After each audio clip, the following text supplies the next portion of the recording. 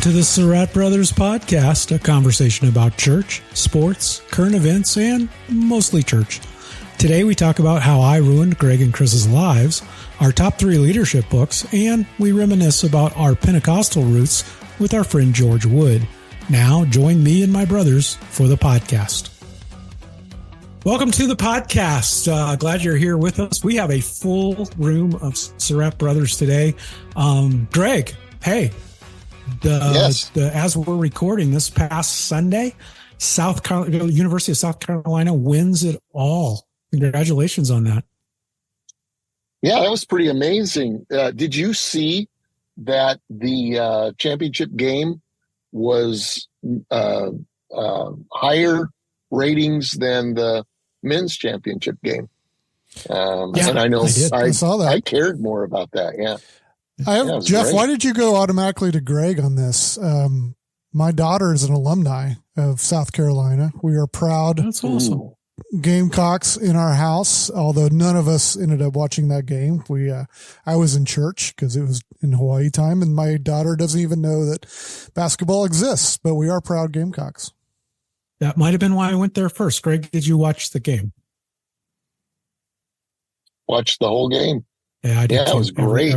I was conflicted. I was conflicted because obviously South Carolina, and I followed them, and they were undefeated and amazing team, amazing coach. But Iowa was, Caitlin Clark. We talked about that a few weeks ago, but she is just amazing. It was hard to pull against her. Yeah, no, I felt the same way. It was a great game, fun to watch. I was glad that Iowa made a game out of it at the end. But those South Carolina girls, Greg, you had shared.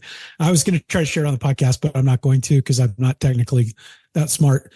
But the South Carolina coach, her post-game interview put to organ music, that was a winner. Oh, my goodness. Yeah, you got to go out. You've got to see that on Instagram.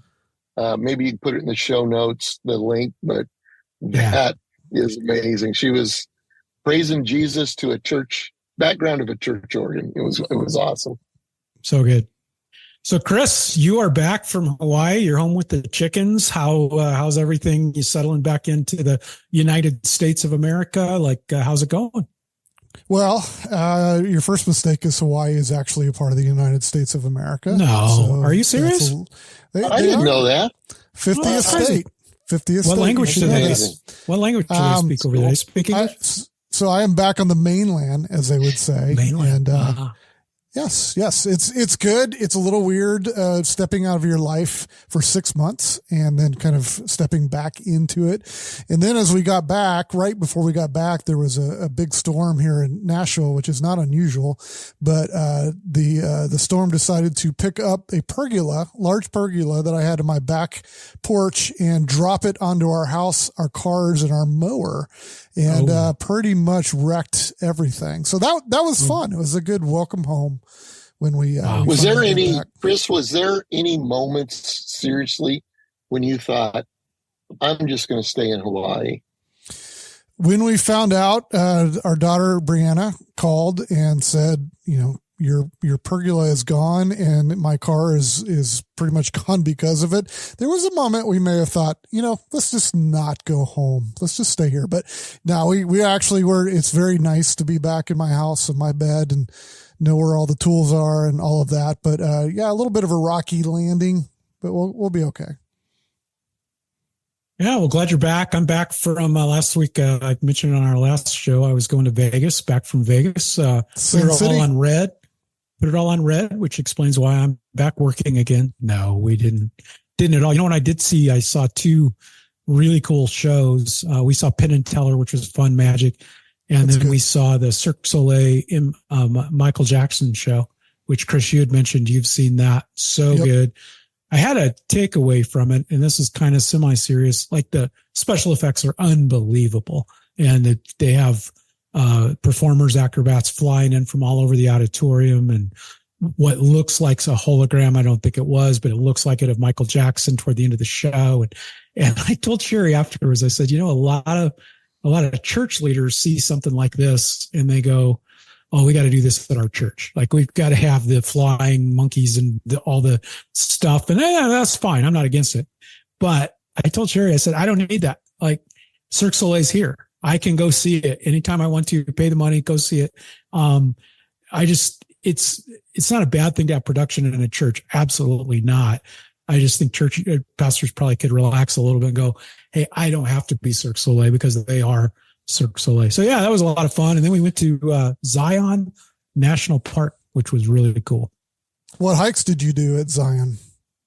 Here's the deal.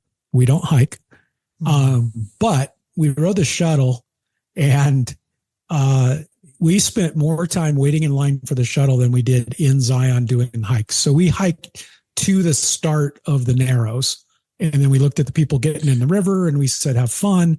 And then we turned around and went back. That's too bad. The Narrows, we did that the first time we hiked to the beginning of it because it's a short little hike up to where the river starts. But the Narrows is just an amazing adventure. You're just walking through cliffs, through water. But it sounds like you had a good time, though. Oh, we did. It's amazing. So today, did you guys know this? When we're recording today, this is National Siblings Day. Greg, did you realize this is National Siblings Day? I didn't know there was a National Siblings Day. That's awesome. Yeah. Did you know you have siblings? Yep. What's that? Did you know you had siblings? Just checking on that. Yeah. So today it's National Siblings Day. Make them name all of them. Can you name? How many siblings do you have, Greg? How many siblings do you have? That's a tough question. People ask me that. And I remember my childhood, and there were 3 of us. Yeah. But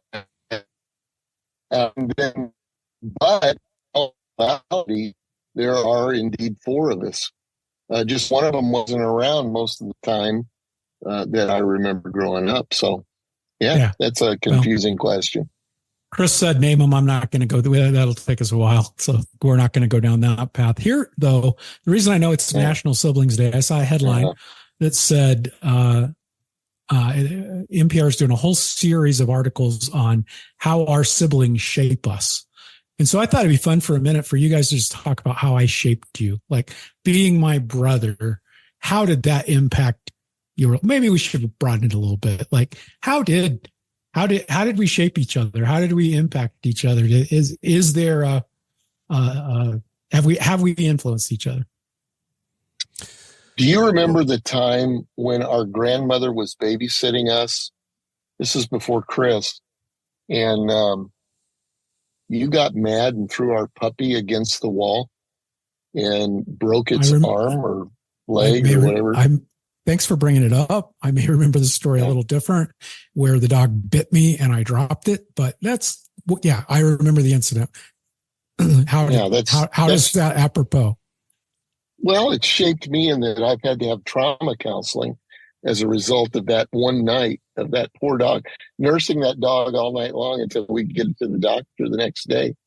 Yeah. And that was very shaping. Yeah, thanks for bringing that up. Chris, anything you want to bring up as well? Yeah. Yeah, I'll continue the theme of how Geoff shaped me. We don't need to hear about the phone. When he decided to get angry at me, what was I, 2, 3, maybe at the highest, you lived. And yanked a telephone. This is back when they had telephones in the house, and yanked it out of the wall. It was a working telephone, from what I understand, and threw it across the room and caught me right above my eye, which I still have a scar. Now I will say. That's the only thing I remember, or only thing I know about it is I have a scar. I don't remember the actual throwing of the phone, but I'm sure it shaped, some trauma in my life as well. So thanks, Geoff. It literally marked you. It marked me, and it's violence. I think we're on a theme here with Geoff. Again, a great story. Yeah, grounded in very little truth, but a great story. It is a great story. So keep telling it. I would keep telling it. I'll show you the scar. I don't know what isn't true about a scar, but I'll show it to you if you want. Are you saying that it didn't happen? Are you saying, Geoff, that didn't happen? I'm saying it's gotten better through the years. Speaking of scars, like maybe we could get our sister on to show some of the scars she has from some incidents of her brother throwing a dart and sticking it in her heel. Like that might have shaped her. I have a deviated septum, partially as a result of her kicking me in the nose one time. Is that right? That right? Yeah. Well, you had a tough life, Greg. That is really rough. So it's all because of your siblings. I was actually I feel like that. I was actually thinking about this because you did send this ahead of time, and all seriousness, I was thinking about how everything is competitive in my life. Like I always have to win no matter what it is. It's just something. And I think that was shaped by having siblings, that even though I was much younger, you guys would never let me win and push me around a little bit. And I mean, just having brothers, you're going to be competitive. And I think that's a good thing and a bad thing in life, but I think that has definitely shaped the way I approach a lot of things. Yeah, we definitely grew up with the, you don't let somebody else win. Like Greg, I'm 6 years younger than you are. We'd play games, play basketball, whatever. There was no letting, I don't know that I ever beat you or anything, but there was no letting me win. And Chris, you got the same treatment from me. And being 10 years younger, I probably should have let you win once in a while. But yeah. I never let my girls beat me in anything. Never. Yeah. No, I never let my kids beat me at anything. So I have, with the grandkids, I do occasionally let them win, but hey, soft. So soft. Yeah, I got it. Speaking of soft, headline of the week. So we always do a headline each week. Headline of the week. So the majority, I think it's 54%, a majority of Gen Zers who were surveyed said that filling out their taxes brought them to tears, and that one in four of Gen Z, which is what, teenage or early 20s, said that after filling out their taxes, they'll need help from their therapists to recover from the experience. So, question, first of all, does filling out taxes bring you to tears? No, but the reason is I married an accountant, and we married at 20. And so from year one of actually having to file, I think she has filed. So no. So you've never filed. The idea of filling out taxes makes me want to cry. Yeah. And, that whole deal, but I don't think I've ever, I take mine to an accountant. I used to fill them out though. Yeah. Well, I do my own. In fact, I got to do them Saturday because it's in our DNA that you can't, if it's due on Saturday, why would you do it before Saturday?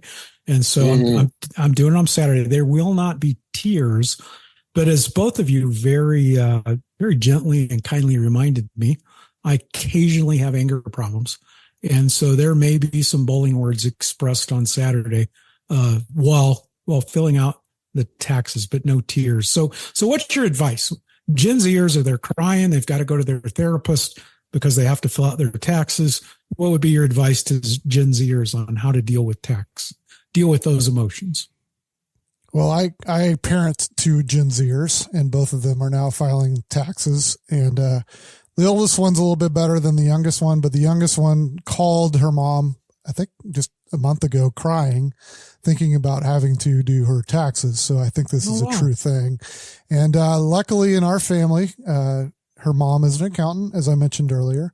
So she was able to walk her through it. But I don't really have any advice other than marrying an accountant.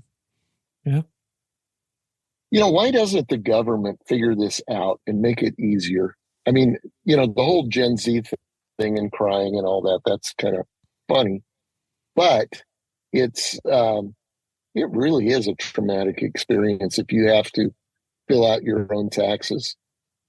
That's why I go to an accountant, because I never got them done on time and it was a mess. And I just figured whatever money that they could possibly find a way to get money to get back, I'd pay somebody else to do them. But I wish the government would figure out just an easier way to do that. That's a great point.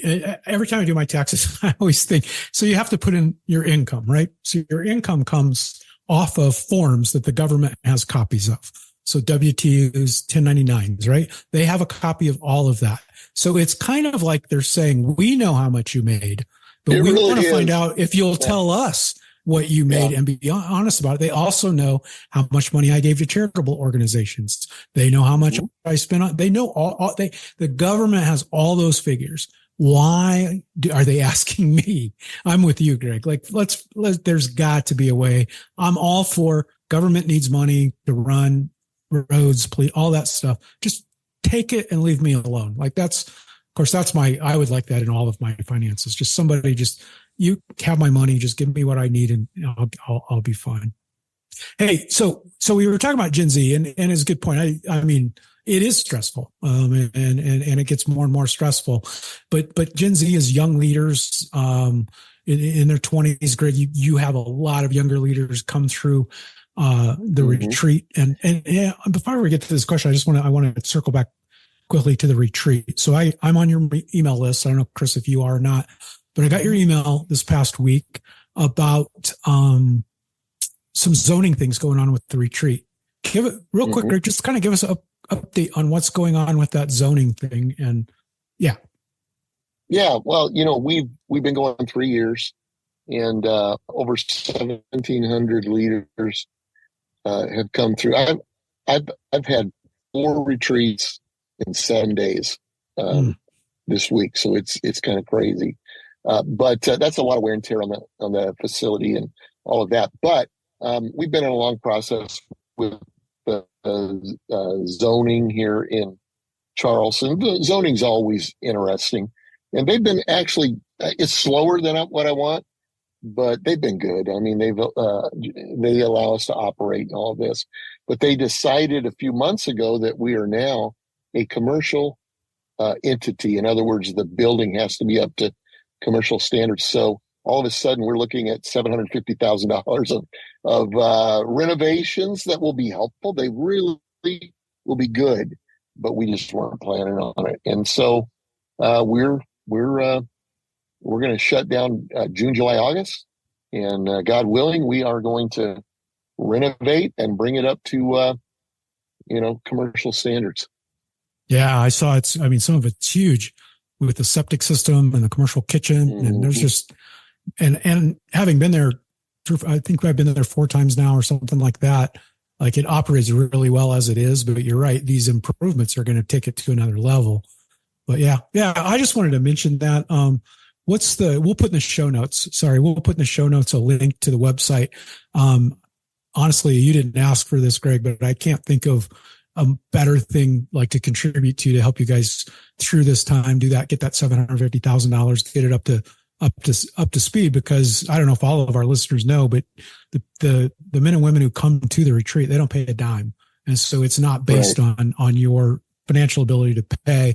Most of them are in mid-sized, normal sized churches.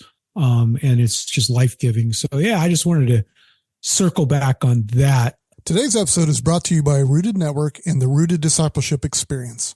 I'm happy to tell you about Rooted because we're actually launching Rooted in my church this fall, and I'm excited about it because it's an intentional plan for starting new groups and building a discipleship culture in a local church. Thousands of churches around the country have learned that what makes the Rooted experience uniquely powerful is that it's built on the 7 rhythms of a disciple, and it includes intentional, experiential learning opportunities. That means Rooted helps you ground your people in the foundational spiritual disciplines, but they won't just study them. There are planned learning opportunities each time you do Rooted, like prayer experiences, serve experiences, and more, that help the Bible move from knowledge to action. It's a powerful, repeatable way to see life change in the people in your church. A lot of churches have benefited from this discipleship plan, so we encourage you to check it out at experiencerooted.com. There you can download a free sample of the Bible study or register for a free webinar to learn more. Again, that is experiencerooted.com. Segueing into young leaders, I wrote an article this past week. I was just thinking about some of the leadership books that have gone into my development as a leader. And as I'm around younger leaders, great ideas, and I hear who they're listening to, the podcasts they're listening to, and the preachers that they follow. And I think all of that's great. But sometimes I wonder if they really have a foundation of leadership. I'm not saying I have the best foundation, but all 3 of us, probably between us, have read 200-300 books on leadership. Like it's something we read and continue to read. So I was wondering, what are your top 3 must-read leadership books? Like if you sat down with a young pastor or a guy just getting started in ministry, what are 3 books you'd say, hey, dude, you got to read these 3? I'll go first. Mine may be on your list, may not. My first one is an oldie, but essential, just Developing the Leader Within, John Maxwell. And Greg, I know you know John well. Most of leadership stuff that I read honestly goes back to that book, not just from John's other stuff, but other people's stuff. So I think every leader should read that one. One a friend of ours wrote a few years ago, Empowering Leadership by Michael Fletcher. To me, that's the best book on church leadership, leading in the church. And then my third one's a little bit different. It's by Chip and Dan Heath, called Switch.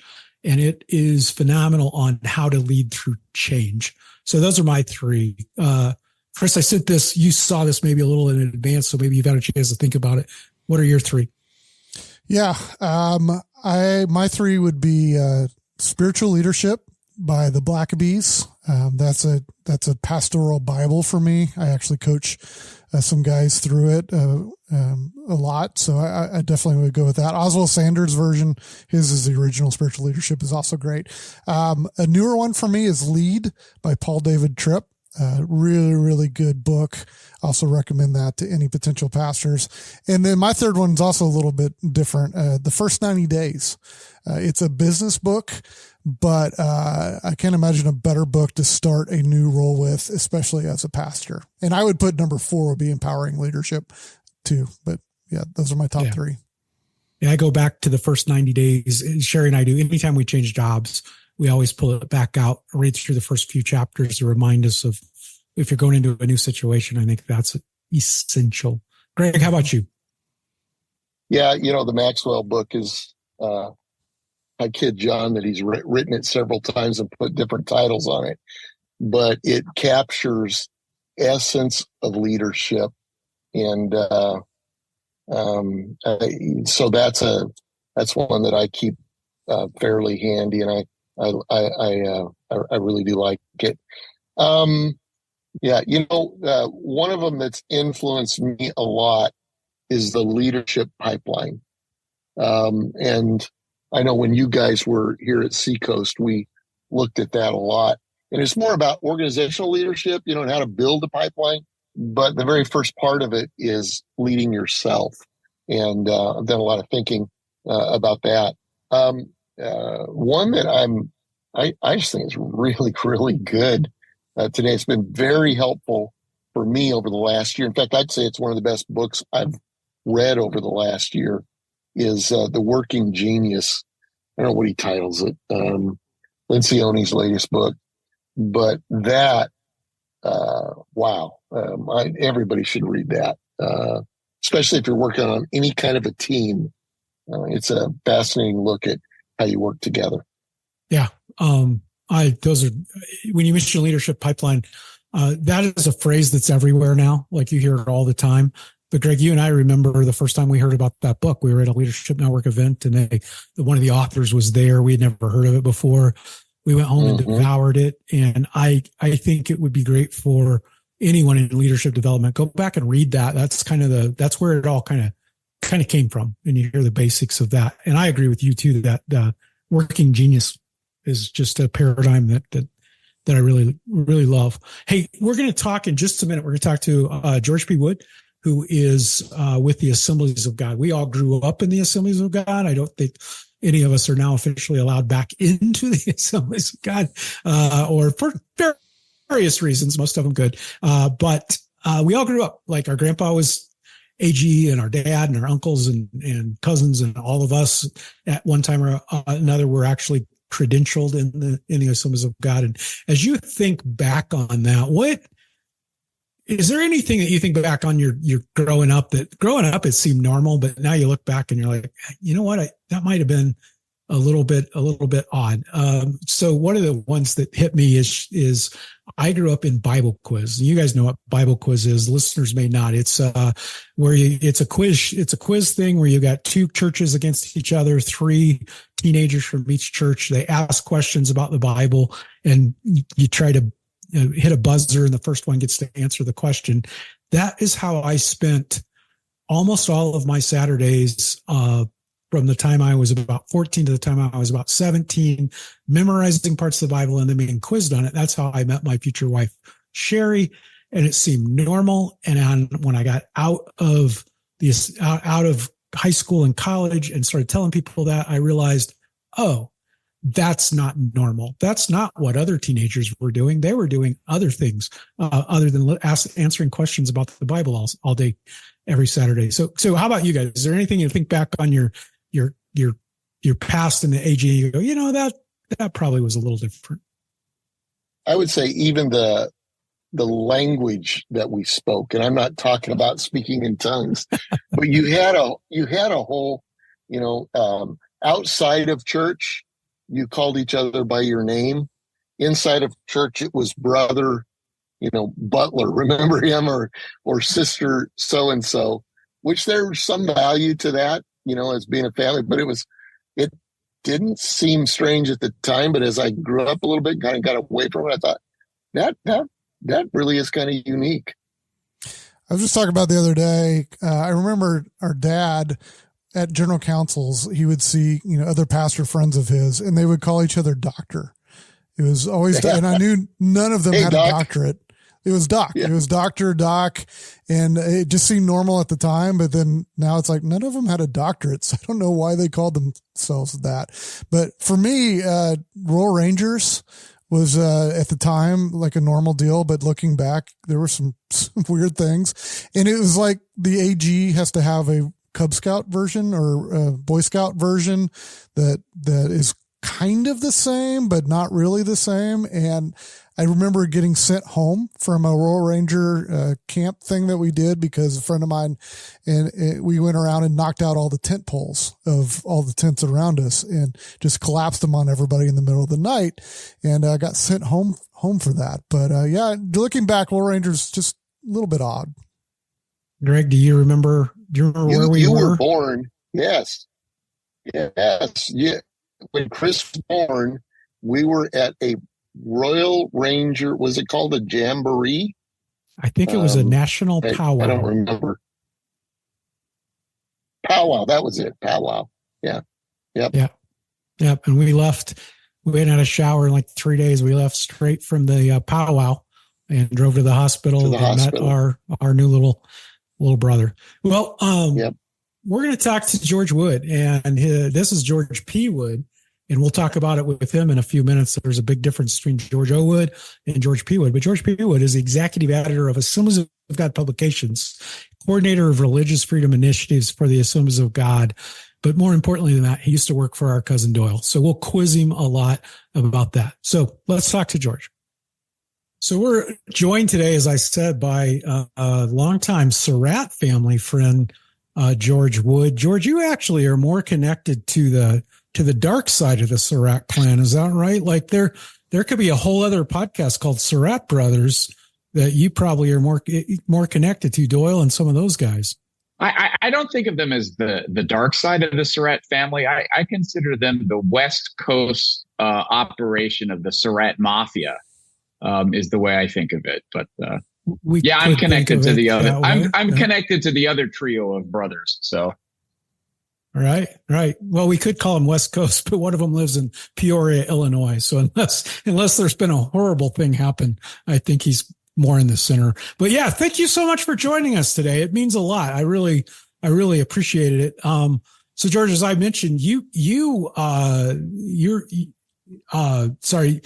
your role now with the Assemblies of God is you're actually executive editor of Assemblies of God Publications. So it's not just Influence Magazine, right? It's a wider scope at this point. It's basically Assemblies of God magazine, our Influence magazine, but it's also our ministers newsletter. Basically, any magazine that goes to all ministers, I edit. So we have those two publications, and then just whatever duties are assigned as well. Okay. Hey, the trivia question. So all three, we talked a little bit earlier, but all three of us brothers grew up in the Assemblies of God, as I know you did too. And we miss the Pentecostal evangel. What happened to the Pentecostal evangel? Like, is it still out there, or what is the final resting place? The Pentecostal Evangel was closed down by my father, actually, because of declining circulation. And so we now have an online news channel, news.ag.org. But yeah, the Pentecostal Evangel was, the official weekly magazine of the Assemblies of God. And it actually preceded the Assemblies of God and was, instrumental in calling the first General Council. I don't think you can't have the Assemblies of God without the Pentecostal Evangel. I mean, it just can't exist. Well, it's done so for like 8 or 9 years now. So obviously all three of us in one way or another have been asked to not be in the Assemblies of God anymore. So we are not up on the latest, but having said that, George, of the three of us, I think I'm the only one that actually was asked to return the credentials. They called me and said, we no longer want you to have them. So I think I'm the only one that did that. Actually, which district were you part of?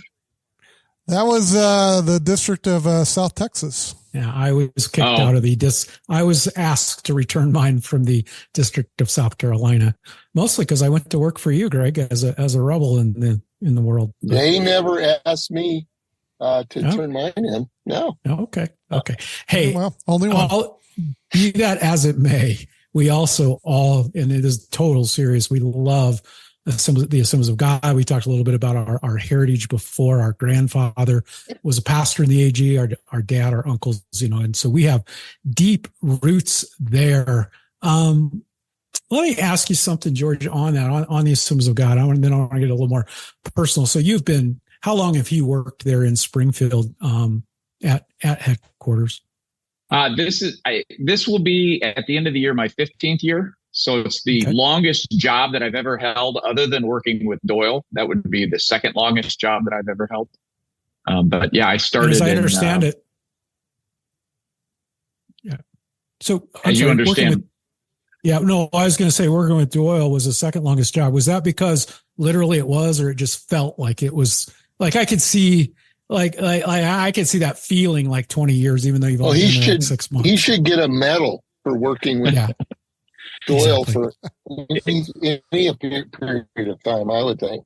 So it was a little bit of both. It was almost 10 years and 2 different stints, and there were definitely some moments that it felt longer. So right. Well, we would apologize, but we know our cousin doesn't listen to us, so that's absolutely fine. George, I wanted to come from like a 30,000 foot level. So it's always interesting when I see growth charts for denominations or networks of Christian churches globally and in America. And if you look at every mainline denomination, wherever you want to put the Southern Baptist mainline or not, all the lines are down. Except that there's one little line that's always going way up, and it's always the Assemblies of God, like always bucking the trend of growth. Like it is, I don't even know what negative growth means, but the Assemblies of God is always on that positive line. What would you say? Just you've been in it all your life. You have been at headquarters for 15 years. Could you give us one or two things that you would say probably leads to that growth when other networks, for the most part, are all struggling, reaching new people?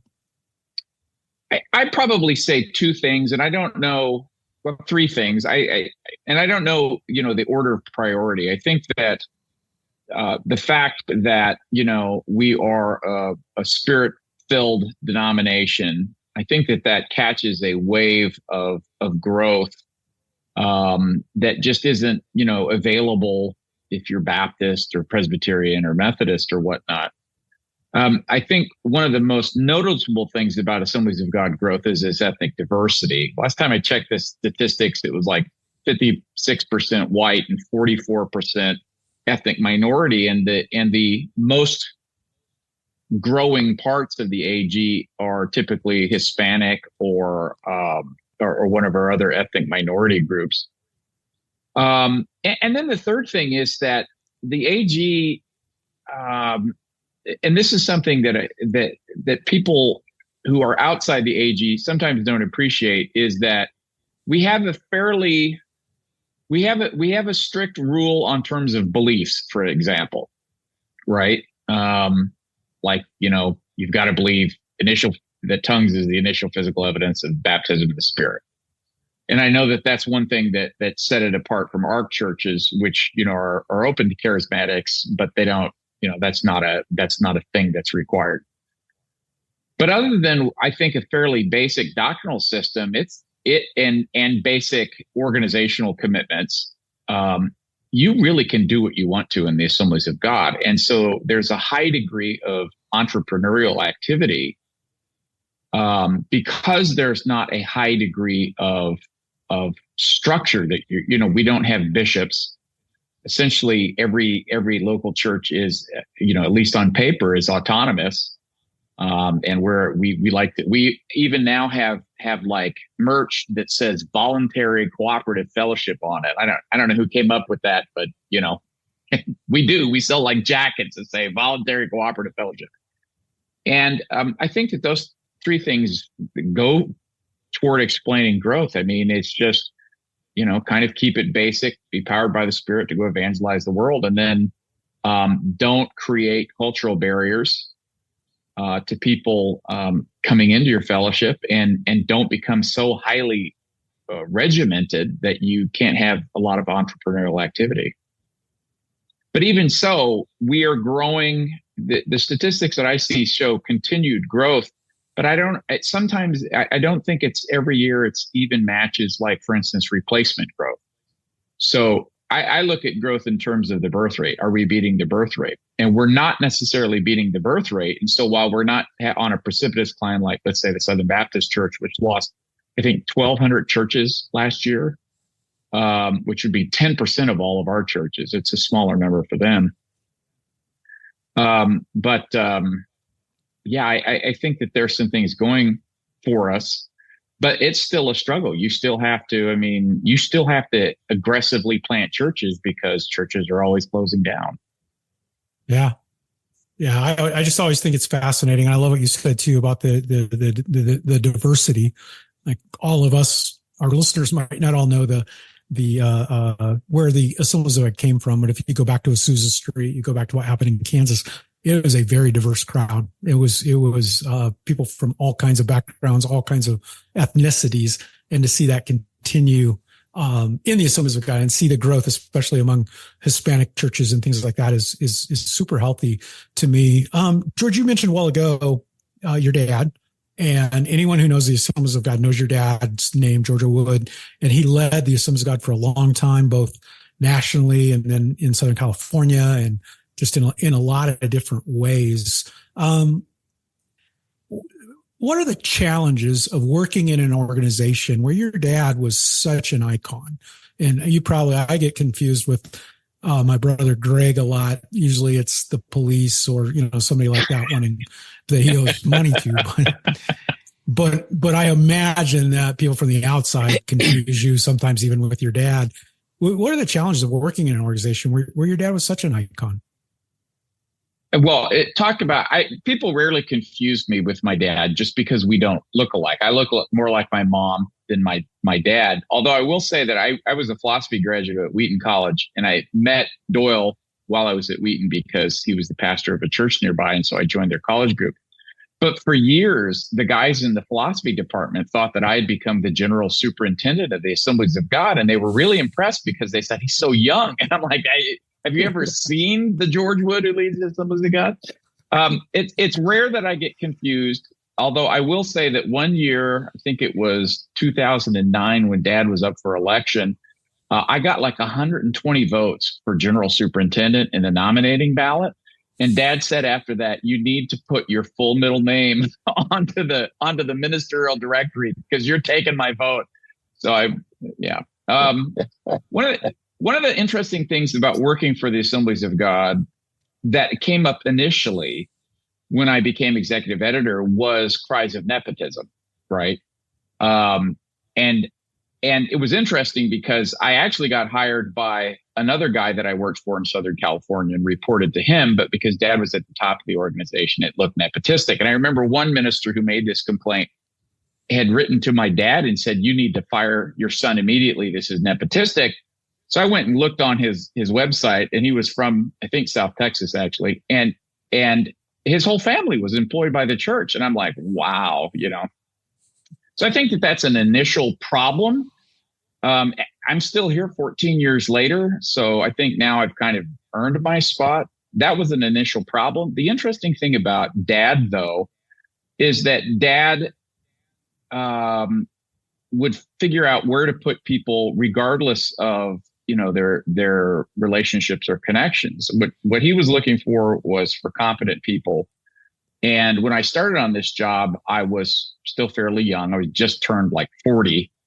And people didn't realize this, but I had been through all types of churches, a church plant where we had 10 people that grew, that moved into temporary facilities, that merged with a large church. I worked at 2 mega churches. I was a pastor of a small turnaround church in Santa Barbara. He was just looking, they were looking, when they were looking for the executive editor, for somebody with a wide variety of experiences. And I probably was the only male who applied who had started and led a women's Bible study as a single man. That was fascinating, by the way. But, Dad always created room for my sister and me to do whatever we felt, God wanted us to do. And so I never felt uncomfortable working with him. I probably was the only person in the Assemblies of God who could walk into his office, open up one of his desk drawers and borrow a pen. But, that's the way it was. But the flip side is that I never reported to Dad. I reported to other people. And so it wasn't like I was working for him. He was the guy down on the 3rd floor that would take me to lunch every week, So your dad to me was just an incredible guy. He would reach out to me, and Seacoast Church, for a variety of reasons, was started as a non-denominational church, even though, as Geoff mentioned earlier, the 3 of us bleed AG blood. We're 3rd generation. And your dad never treated me like an outsider. Much the opposite. He was always pursuing relationship.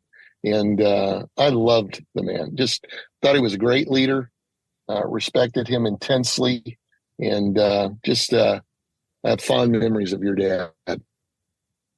Yeah, your dad, the legacy is unbelievable. Like I didn't get to meet him. My wife did when she was CEO of MOPS, and she just walked away going, what a leader full of integrity and kindness and all of that. One of the things you said, George, made me wonder, are you sure you're not a Surratt? Because you said as a single man, you started and led a women's Bible study. Like that sounds something like a Surratt would go, yeah, I could do that. Like, I think we may be related somewhere. I just think Doyle and Connie didn't give me a choice. I mean, they basically said, look, these ladies, and they're all married ladies with kids. And they said, they want to start a Bible study and you're the only one who can do that. So you get to do that. I'm like, okay.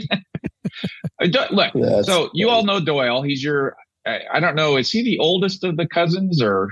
He is now. Yeah. Okay. Well, so when we were in Seal Beach at the little church, which was at 9th and Electric in Seal Beach, great corner, wonderful little traditional church building. The homeless people would use the alleyway between the church and the next building as a place to sleep, shower, and, use the toilet. And so back in the early 90s, when we were still wearing suits, even at what was starting to become a contemporary church plant, I mean, if you go back 34 years and remember what that was like, one day Doyle walked through the alley and he said, "Hey, George, one of the homeless guys, took a dump out there. You need to go clean it up." So I'm in a suit, and I'm like, didn't even dawn on me to, say that's not in my job description. I'm like, oh, yes, sir. And so I went out there and did that. And that's kind of how my relationship with Doyle and Connie was. It was like, hey, we need you to do this. Okay. It's not a problem. But we'd argue a lot too. But I mean, if they said we need you to do something, I'd go do it. Well, we know them as being fairly abusive, so we understand. Yeah, that whole. Well, the only question I have on that story, George, is you might should have run DNA test to make sure it was not Doyle who took that dump in the alley. Just saying. So a little bit earlier, we were talking about just growing up in the AG, and you grew up in AG churches. I forgot you went to Wheaton. That's awesome that the AG let you stay in and go to Wheaton, but that's a whole other question. Well, I went to Wheaton and Fuller, and I still got my credentials. That's crazy. Wow. So growing up in the AG, was there anything that this I didn't catch off guard? Sorry, but was there anything that as a kid you thought was normal? Because you went to AG church, you were around AG families, and then as you've looked back, you've thought, that might not have been as normal as I thought it was. Can you think of anything that in your young years growing up that was like, for me, I mentioned it a while ago, like my wife and I met on opposing Bible quiz teams, and we thought that was normal. And now we found out that's not normal for 15-year-olds to do that thing. But that's what we did. Is there anything you can think of, George, that you looked back and went, that might not have been normal? Yeah, I went through all Royal Rangers, Bible quiz. I'm trying to think of all that stuff. What was interesting is, to me, Dad was the pastor of the church where I was formed, right? He was the pastor of that church until I graduated from high school, essentially. And, Greg, you mentioned that you started Seacoast as a non-denominational church. Well, Newport Mesa Christian Center, which is the church where my dad pastored, was an AG church, still is an AG church. But Dad always advertised it under Assemblies of God and under non-denominational. And we had people who were looking for an AG church. We had people who were charismatic Catholics. In fact, when I was a kid, we had so many people who were coming in from the charismatic Catholic community and also kind of Messianic Jews and whatnot, that I proposed to my dad that we had, because I always liked sitting in the balcony because that was the best spot in the house, right? I said, we should call the balcony the KG balcony. KG balcony. I said, yeah, let's put all the Catholics and Jews in the best seats in the house, right? So I grew up in a charismatic church that had a ton of professors from Vanguard University, a good diversity of Southern California people. And I never felt like we were weird, which sometimes, you can go to Pentecostal or charismatic churches and you walk into another church and you're like, oh, this church doesn't have flag wavers and people who bring their own tambourines or whatnot. That's not the kind of church I grew up with. So I had what I consider to be a very normal, background. The kinds of especially Pentecostal type stuff that we grew up with speaking in tongues or prophecy or whatnot. There were some very powerful experiences. And in the 80s, I think that those were probably in the 70s and 80s during the Catholic, charismatic Catholic renewal and the Jesus People movement. I don't think that those were considered as weird. It's hard sometimes looking back, on my church and my experience growing up AG and saying it put me really outside of the mainstream because I was always involved with non-AG people. Public schools, even the private school I went to wasn't, a denominational school. And so I just felt my life was very, very normal. I don't know. I was trying to think. I mean, we had women preachers, women board members. I mean, I'm trying to think of the things that sometimes that we look back on now and go, oh, that's so weird and abusive. But I mean, yeah, I had what I considered to be and still consider to be a very normal, ideal childhood.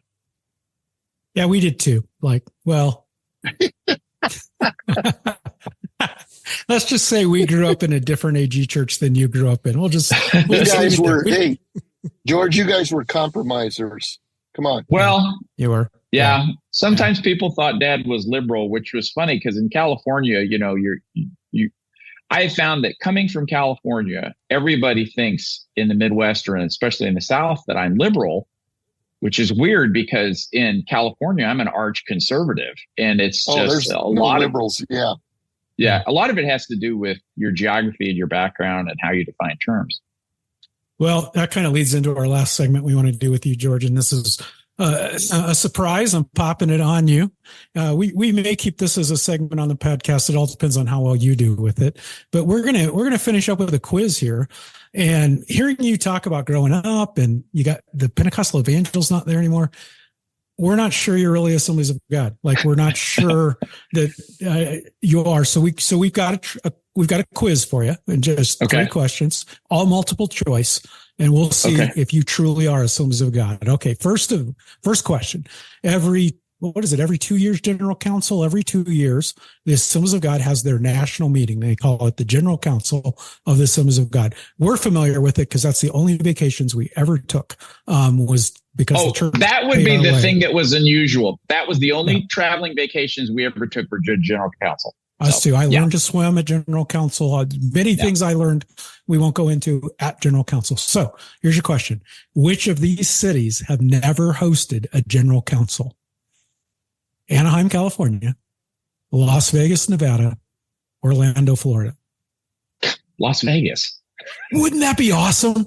An Assemblies of God General Council in Las Vegas, like 15,000 people, not drinking, not gambling, not going to shows. It would be evangelizing awesome. After every meeting. I mean, up and down the strip. Absolutely. Yeah.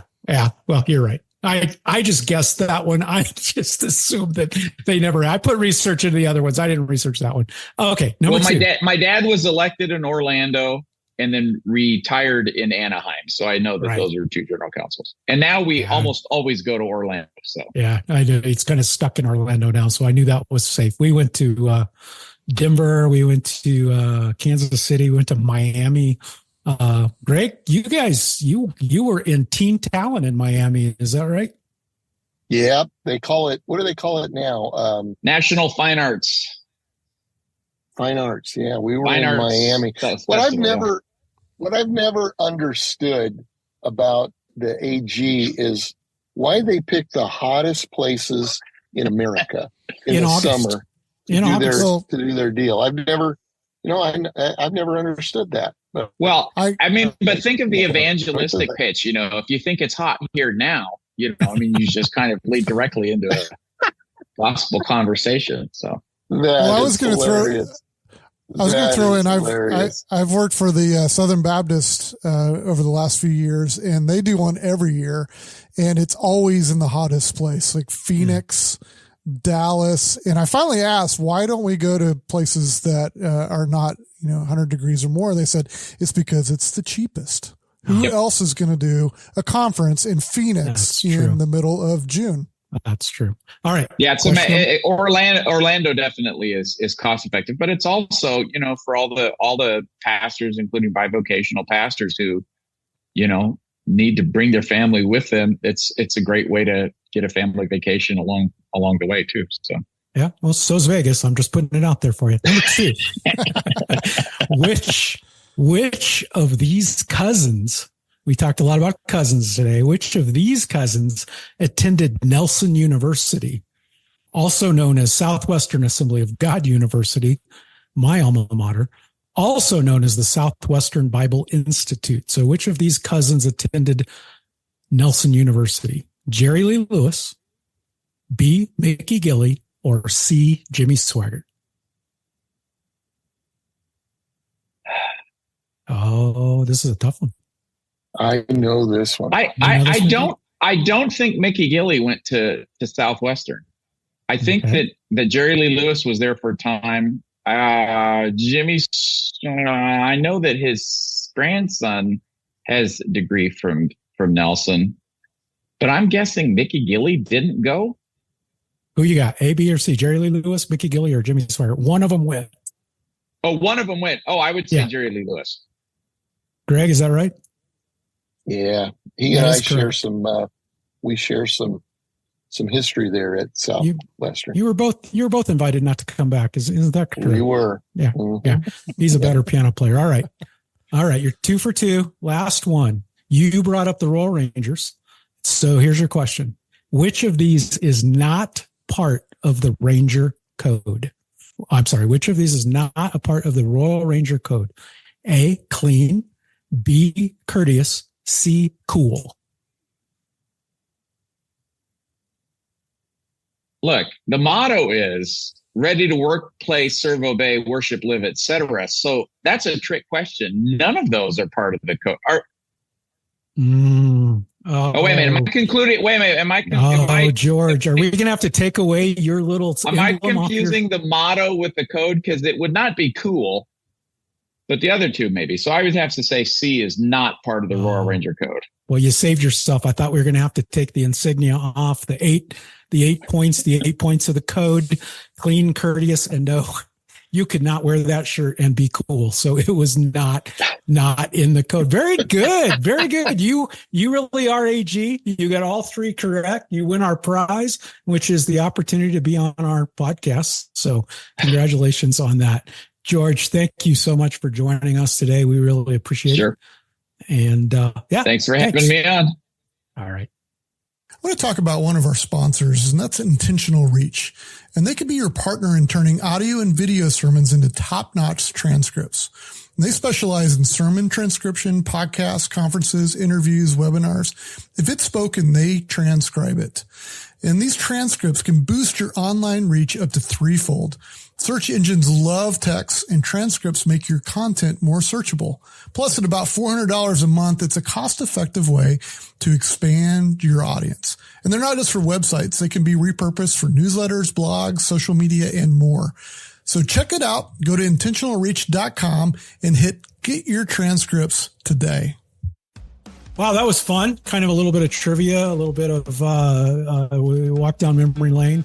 Greg, did you know the answers to all of those very difficult questions that we asked? I knew them all. I just wanted to hold back a little bit. Yeah. Chris, how about you? Were you on top of all of those? I actually knew the first and third one. I did not know the Jerry Lee Lewis. I'm not that old. No. Yeah, Jerry Lee Lewis grew up in the Assemblies of God. I was looking today just to make sure Elvis Presley at one point was part of an Assembly of God church. So yeah, this has been fun. On National Sibling Day, you're really in the top 3 of my favorite siblings that I have ever had. And so it's been exciting to spend a little on National Siblings Day with you. Be sure to check the links in the show notes. As we mentioned, we'll have a link in there to that video of the South Carolina coach, also a link to the website for the retreat. We'll also have in there ways that you could connect with the three of us. We'd love for you to like and follow the podcast. Helps other people find us. And one last thing. Hey, we have a newsletter that we talk about a lot of other stuff in. And so you can find out more about that in the show notes as well. Thanks for being with us. And we'll talk to you soon.